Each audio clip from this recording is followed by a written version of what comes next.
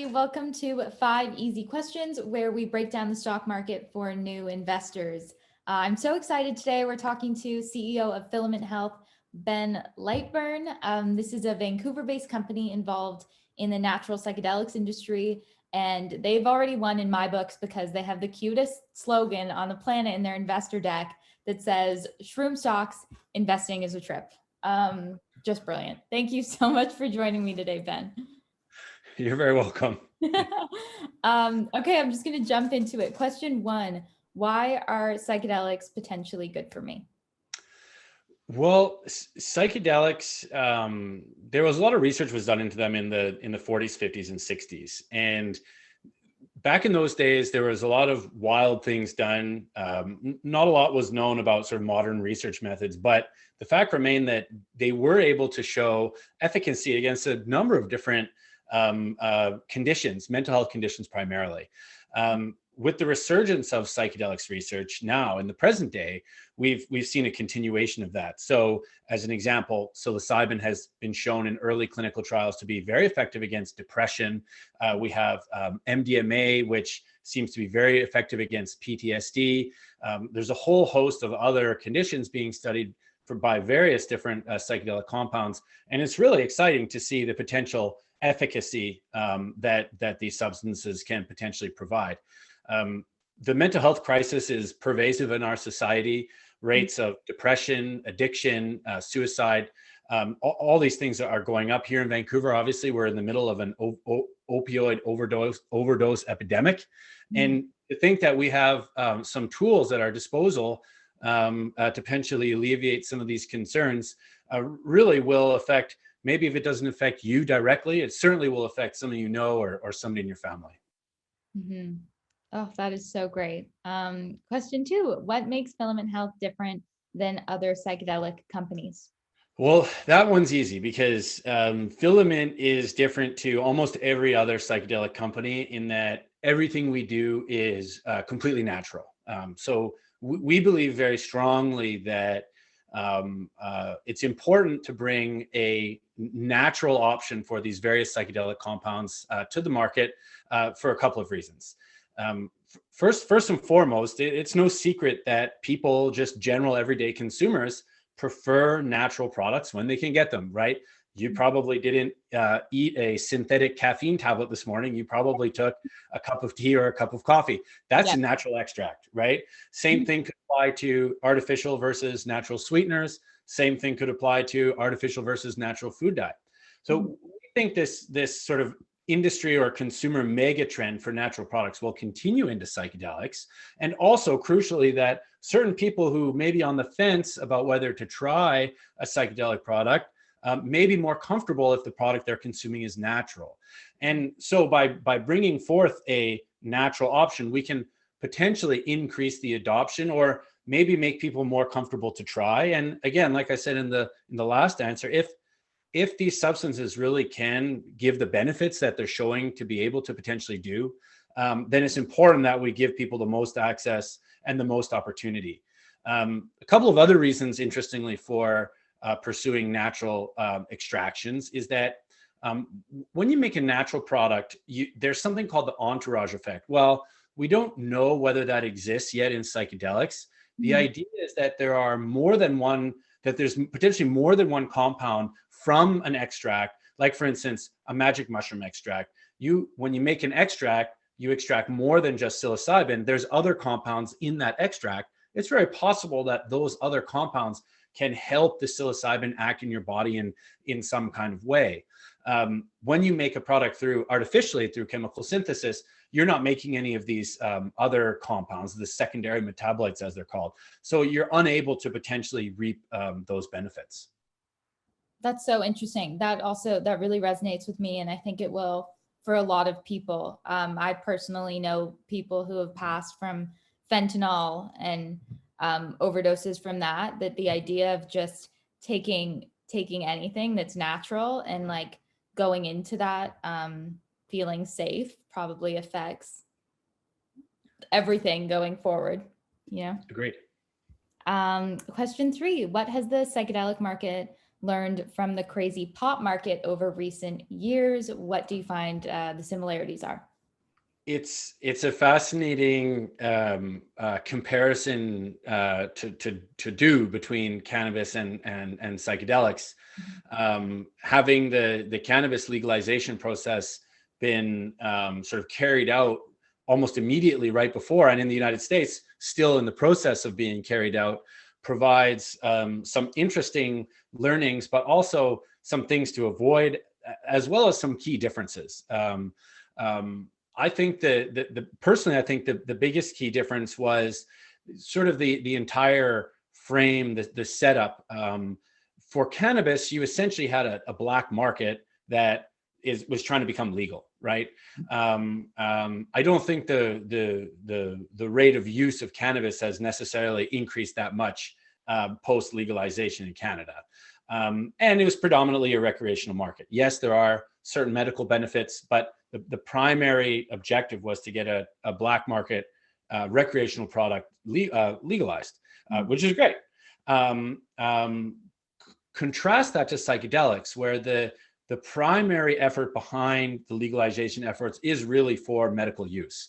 And you also see that the FDA in the United States is in the process of evaluating and hopefully eventually approving psilocybin, MDMA, different psychedelic compounds as a potential drug, which again would be great.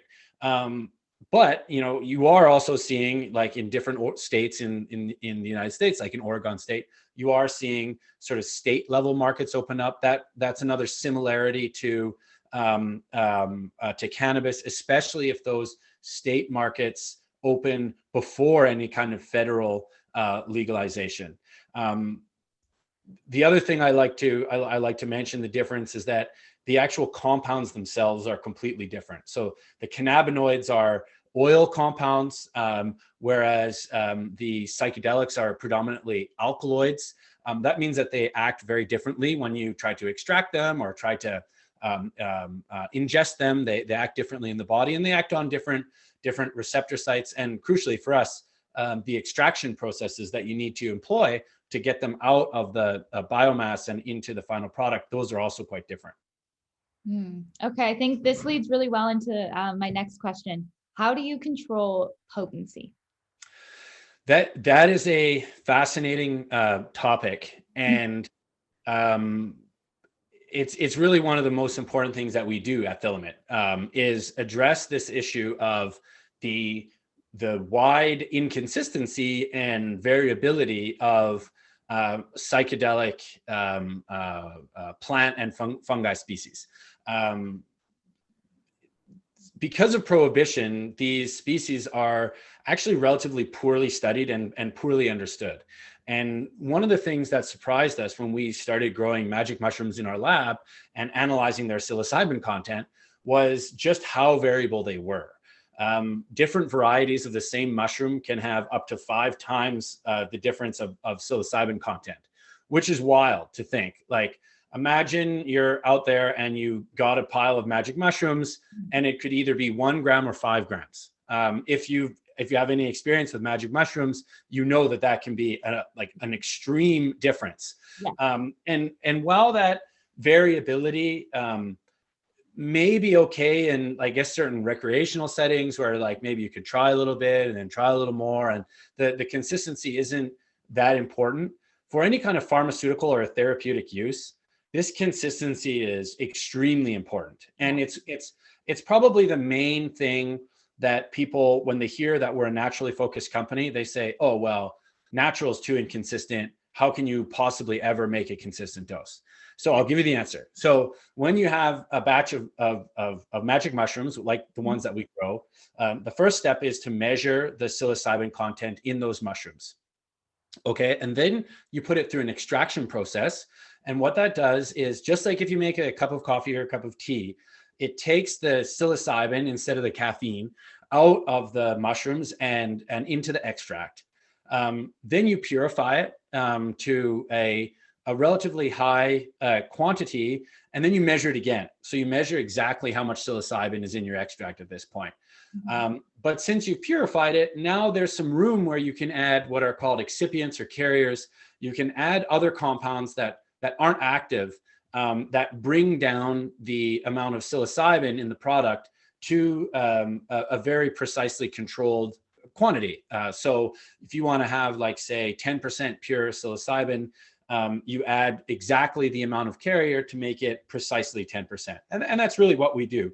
Once we have the final known quantity or the percentage of psilocybin, then we put that into a precisely weighed out capsule, and then into a capsule and into a bottle. And then the person can consume that precisely known dose of psilocybin or other compound from the either the magic mushroom or any other psychedelic species. Oh, that's amazing. And my last question, what is the competition like from synthetic alternatives? Well, I mentioned that the main question that we get is, how do you make this product consistent and stable? And to me, that would be the primary advantage of a synthetic product, that you get a very consistent, repeatable product. It's made artificially in a lab, so there's no variation from nature. There's no different varieties, different species. There's no, I mean, for some input raw materials that are grown naturally, a good, like a sunny year versus a rainy year might affect the plants in different ways. You don't have any of that with synthetic. And that's what makes synthetically prepared compounds very attractive for pharmaceutical development. But that doesn't mean that they're, we think, the best option. Given that I just described how we can overcome the variability, we think that obviously a naturally extracted product has many advantages, like the entourage effect, like the consumer preference for natural, and also the ability to get intellectual IP protection, intellectual property protection. One of the problems that synthetic companies face is that since the compounds that they're working with have been known, and that they're known to science and they come from nature, it's actually not possible to get a patent on the actual molecule itself, like it is possible to do with more traditional areas of pharmaceutical development. And that's another reason why we think we have a very strong offering compared to synthetic operators, is because we've been able to actually get patents on our extraction technology. So we actually have a patented process now to produce these extracts, whereas a synthetic company, like I said, their molecule is not patentable because it comes from nature and because it's been known for a long time. That's amazing. I'm just going to do a really quick one more question, because I think your company sounds phenomenal, and anyone who watches might be really interested in investing or getting to know more. Where would the newbie investor go to find you guys? Definitely go to our website, filament.health. We have one of these very new domain suffixes. On our website, you can find all the information about our stock. We're traded under the symbol FH on the NEO exchange. That's FH. And sign up for our mailing list and reach out. We're always happy to chat. Awesome. Thank you so much. I so appreciate you taking the time. You're very welcome. Anytime. All right. We'll talk to you soon.